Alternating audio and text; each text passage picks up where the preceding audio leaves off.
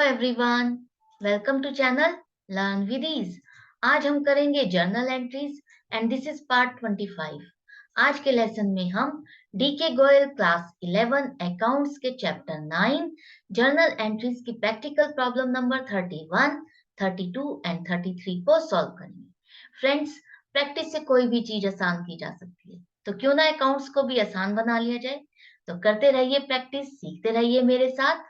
तो शुरू करते हैं आज का लेसन। ये है क्वेश्चन नंबर 31, जहां पर आपको ट्रांजैक्शंस को जर्नल एंट्री में कन्वर्ट करना है। फर्स्ट ट्रांजैक्शन है goods destroyed by fire for ₹5,000। अब यहाँ पर स्टॉक का नुकसान हो गया है, आग से खराब हो गया है, तो एंट्री हो जाएगी लॉस बाय फायर अकाउंट को आप डेबिट करोगे 5,000 से, क्योंकि नुकसान है। और टू परचेजेस अकाउंट को आप क्रेडिट करोगे 5,000 से, क्योंकि आपको स्टॉक को ही रिवर्स करना है, कम दिखाना है, जो कि नुकसान हो गया है। यहाँ पर सेल्स नहीं बुक करोगे। अगर आप सेल्स को क्रेडिट करते हो, इट मीन्स आप अपनी इनकम को इंक्रीज करके दिखा रहे हो, जो कि आपकी बुक्स की राइट पोजीशन शो नहीं करेगा। इसलिए यहाँ पर हम परचेजेस को ही क्रेडिट करेंगे। और यहाँ पर नरेशन हो जाएगी goods lost due to fire, paid by check rupees 25,000 as wages on installation of a machinery। अब आपने चेक से पेमेंट की है 25,000 की मशीनरी इंस्टॉल करने के लिए, वेजेस पे करने के लिए। तो यहाँ पर आपने मशीनरी को इंस्टॉल कराया है, मतलब कोई एसेट लगवाई है। तो जब भी कोई एसेट हम लगवाते हैं, नई खरीदते हैं, तो उसका सारा खर्चा हम कैपिटलाइज करते हैं, उसमें ऐड करते हैं। तो यहाँ पर आप मशीनरी अकाउंट को डेबिट करोगे, वेजेस अकाउंट को नहीं। डेबिट करोगे 25,000 से, और चेक से पेमेंट किए मतलब बैंक से पैसा जा रहा है, तो बैंक को क्रेडिट करोगे 25,000 से। और यहाँ पर नरेशन हो जाएगी wages on installation of machinery paid. Next है issued a cheque in favour of messrs Parmatma Saran and sons on account of purchase of goods ₹75,000। अब आपने एक चेक दिया है परमात्मा सरन एंड सन्स को, क्योंकि आपने उससे सामान खरीदा है 75,000 का। तो यहाँ पर सीधा सीधा आप परचेज अकाउंट को डेबिट करोगे, क्योंकि खर्चा है 75,000 से, और आपने उसकी पेमेंट भी कर दी है चेक से। तो यहाँ पर बैंक अकाउंट को आप क्रेडिट कर दो 75,000 से। Messrs Parmatma Saran and sons का इससे कोई लेना देना नहीं है। आपने उससे सामान खरीदा और उसको आपने पेमेंट कर दी, तो उसका आपकी बुक्स में कहीं पर भी जिक्र नहीं आएगा। तो यहाँ पर नरेशन हो जाएगा गुड्स परचेज्ड। नेक्स्ट है goods sold costing ₹60,000 to messrs Kalu sons at an invoice price 10% above cost less 5% trade discount. अब आपने कालू एंड सन्स को सामान बेचा है, किस पर? 60,000 की उसकी कॉस्टिंग है, लेकिन उस पर आपने 10% प्रॉफिट बढ़ाकर बेचा है, और 5% का उसको ट्रेड डिस्काउंट भी दिया है। तो invoice price, at an invoice price का मतलब है कि ये दोनों ही, ना तो आप अपना प्रॉफिट शो करोगे इनवॉइस में, और ना ही ट्रेड डिस्काउंट। तो सीधा सीधा जो कैलकुलेशन आएगी वही आपकी इनवॉइस में शो होगी।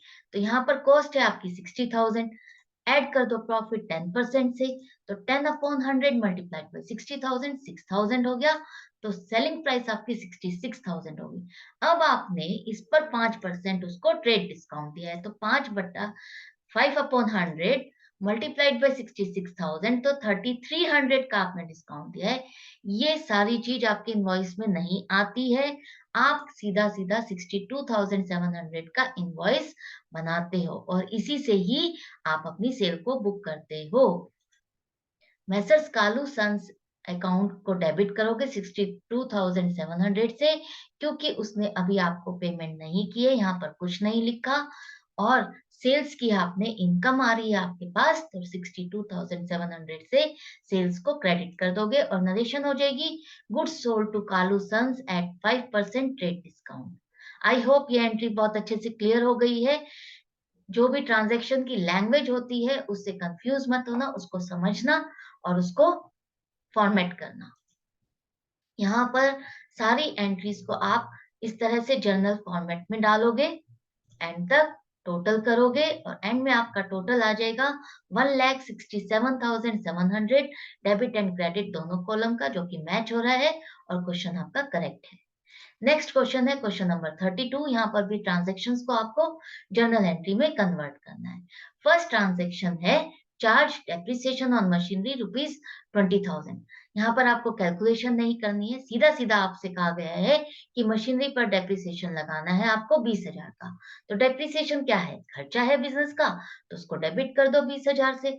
और किसकी वजह से डेप्रिसिएशन किस पे लग रहा है? मशीनरी। डेप्रिसिएशन की वजह से मशीनरी की वैल्यू कम हो रही है, तो उसको कम करने के लिए हमको मशीनरी अकाउंट जो डेबिट होता है उसको हम क्रेडिट कर देंगे 20,000 से, और नरेशन हो जाएगी depreciation charge on machinery. Next है salary due to office clerks 1 lakh. तो यहाँ पर ऑफिस के जो क्लर्क्स है उनकी सैलरी पेमेंट की ड्यू है, वहां पर आपने पेमेंट नहीं की है, तो क्या करते हैं हम? पहले तो खर्चा बुक करोगे, आप सैलरी अकाउंट को डेबिट करोगे 1 लाख से। अब ड्यू है मतलब लाइबिलिटी है आपकी, आपको पेमेंट करनी है, आपने नहीं की, तो आप एक एक क्लर्क का नाम तो नहीं क्रेडिट करोगे, आप सीधा सीधा क्या लिखोगे? आउटस्टैंडिंग सैलरी अकाउंट 1 लाख, यहाँ पर उससे क्रेडिट कर दोगे, और नरेशन हो जाएगी salary of clerks due. Next है received cash for bad debts return of last year 5,000।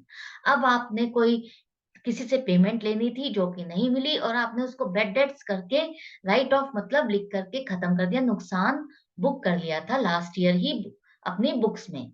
अब जब वो 5,000 मिल गया है तो आपको फायदा हो गया है, तो यहाँ पर कैश अकाउंट को आप डेबिट कर दोगे 5,000 से। और अब नया अकाउंट बनेगा आपका bad debts recovered account. Bad debt से कोई लेना देना नहीं है, यहाँ पर जब भी हम बैड डेट्स को रिकवर करते हैं तो वो एक तरह से इनकम का ही आप नाम समझ लीजिए। बैड डेट्स रिकवर्ड अकाउंट 5,000 से आप क्रेडिट करोगे, और नरेशन हो जाएगी बैड डेट्स रिकवर्ड। नेक्स्ट है purchased goods from Ashok and company for ₹50,000 at 20% rate discount, half the payment was made in cash. अब आपने कुछ सामान खरीदा है अशोक एंड कंपनी से 50,000 का, जिस पर 20% रेट डिस्काउंट मिल रहा है, आपने उसकी आधी पेमेंट कैश में कर दी है। तो अब आपने कॉस्ट क्या है उसकी 50,000, उस पर आपको ट्रेड डिस्काउंट दे रहा है, कॉस्ट मतलब लिस्ट प्राइस है यहाँ पर 50,000, और ट्रेड डिस्काउंट है 20% मतलब 20/100 मल्टीप्लाइड बाय 50,000, तो 10,000 का आपको ट्रेड डिस्काउंट मिला। आपकी परचेजेस बुक होंगी 40,000 से, क्योंकि इससे पहले का ट्रेड डिस्काउंट आप अपने इनवॉइस में नहीं शो करते हो।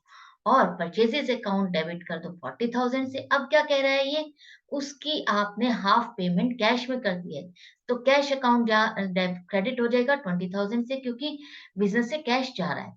बाकी की पेमेंट अभी ड्यू है, आपने नहीं की, इसका मतलब वो क्रेडिट की परचेज है, तो आप अशोक एंड कंपनी के अकाउंट को 20,000 से ही क्रेडिट करोगे, और नरेशन हो जाएगी goods purchase from Ashok and company at 20% rate discount and half purchases on credit. Next है issued cheque to Ashok and company in full settlement 19,500। अभी अभी जो आपने परचेज की है अशोक एंड कंपनी से 40,000 की, उसमें से आपने हाफ पेमेंट कर दी थी, और हाफ पेमेंट रहती थी जिसकी पेमेंट आपने चेक से की है 19,500।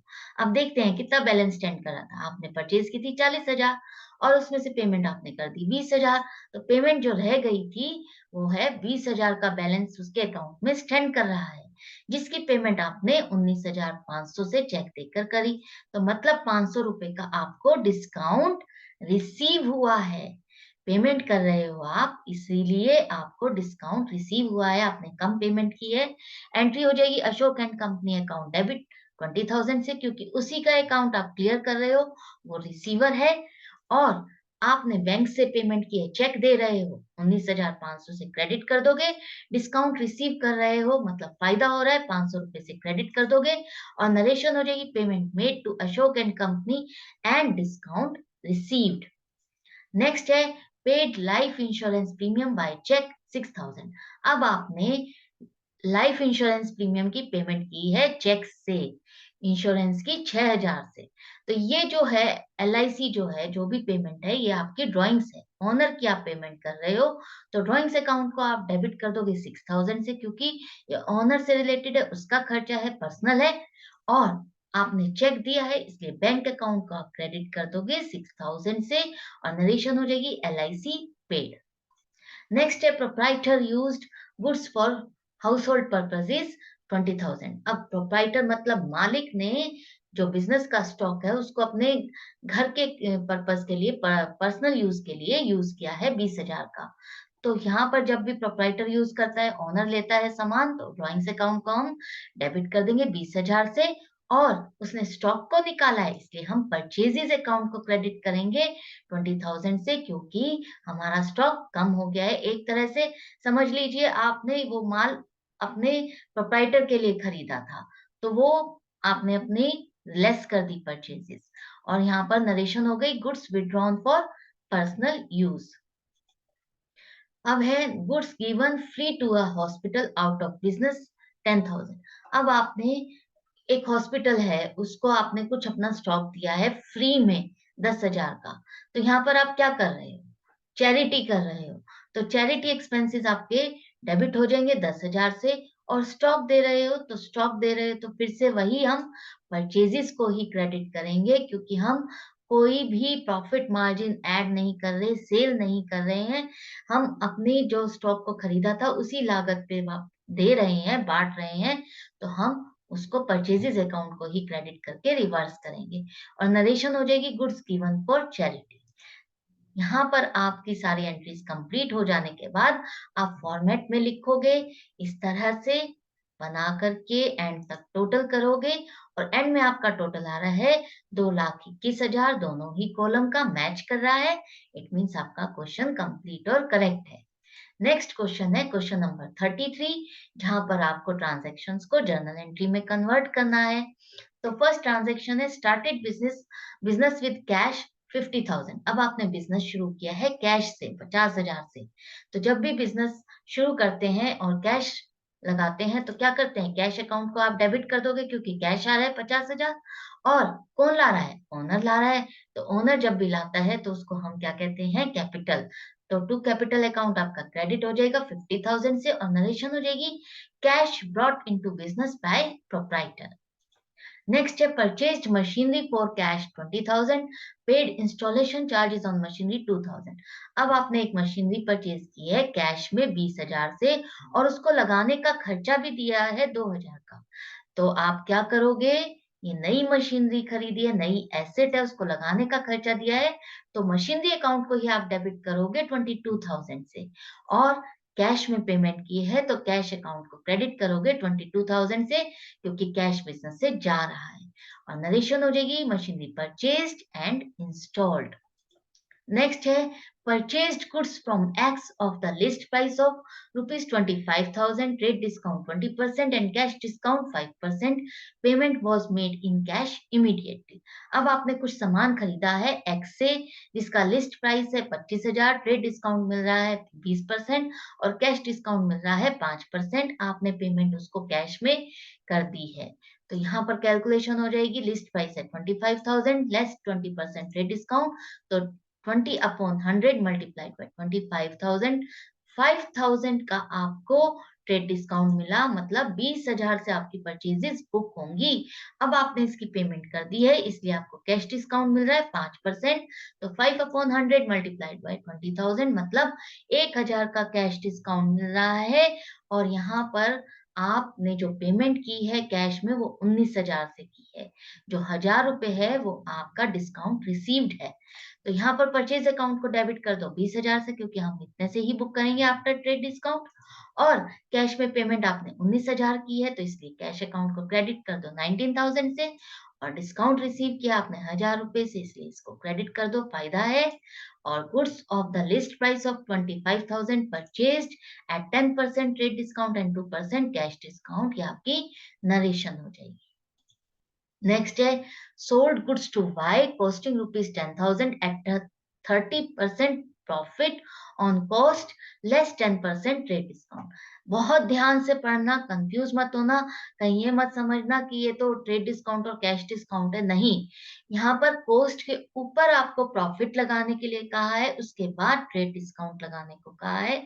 तो पहले कॉस्टिंग है आपकी 10,000, तो प्रॉफिट हो जाएगा 30%, तो 30/100 मल्टीप्लाइड बाय 10,000, तो 3,000 का आपने प्रॉफिट मार्जिन अपना ऐड किया, जो कॉस्ट थी आपको, जो कॉस्टिंग पड़ रही थी उस पर, तो अब आपकी सेलिंग प्राइस होगी 13,000, लेकिन आपकी जो सेल बुक होगी वो आफ्टर ट्रेड डिस्काउंट अगर आप दे रहे हो तो उस पे बुक होगी, तो लेस ट्रेड डिस्काउंट 10% कर दो, 10/100 मल्टीप्लाइड बाई 13,000, 1300 माइनस करोगे, अब जो आएगा 11,700, इससे आपकी सेल्स बुक होगी। तो वाई को आप सेल कर रहे हो, उससे पेमेंट नहीं आई है, तो वाई अकाउंट को आप डेबिट कर दो 11,700 से, और सेल की आपने इनकम हो रही है तो 11,700 से क्रेडिट कर दो, और नरेशन हो जाएगी goods sold to Y at 10% trade discount. Next है आप पेड रेंट 1,000 रुपीज, आपने रेंट की पेमेंट की है 1,000 रुपए से, तो सीधा है रेंट खर्चा है आपका, डेबिट कर दो 1,000 रुपीज से, पेमेंट कर दिया मतलब कैश दे रहे हो आप, तो कैश अकाउंट को क्रेडिट कर दो 1,000 रुपीज से, और नरेशन हो जाएगी रेंट पेड।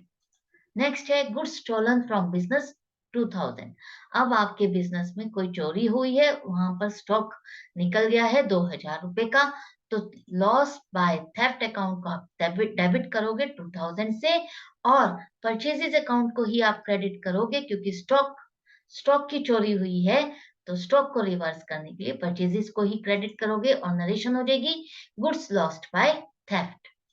नेक्स्ट है give as charity cash 100 goods 200, अब आपने दान के लिए करा है 100 रुपए कैश में, और स्टॉक भी दिया है 200 रुपए का, तो यहाँ पर एंट्री हो जाएगी चैरिटी एक्सपेंसेस अकाउंट डेबिट 300, चाहे वो कैश हो या गुड्स हो आप क्लब करके लिखोगे।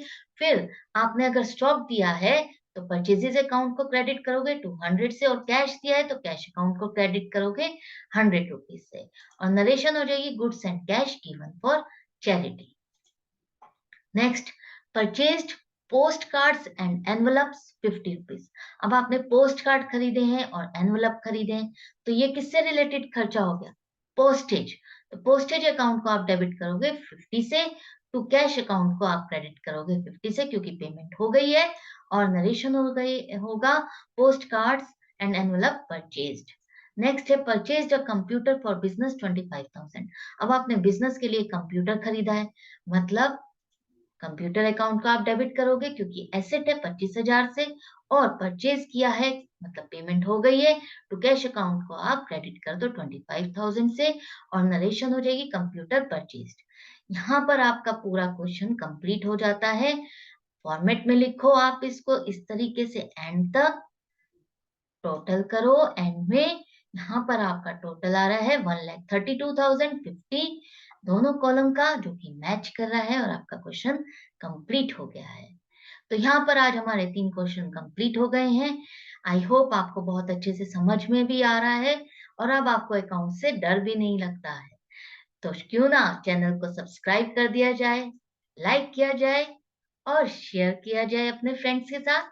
बेल आइकन को प्रेस कर दो, ताकि जैसे ही वीडियो डले आपको नोटिफिकेशन मिले, और आप झट से जल्दी से अकाउंट्स में नई वीडियो को देखकर सीखें। तो आज का लेसन यहीं पर एंड करते हैं, मिलती हूँ नेक्स्ट वीडियो में। Till then good bye and take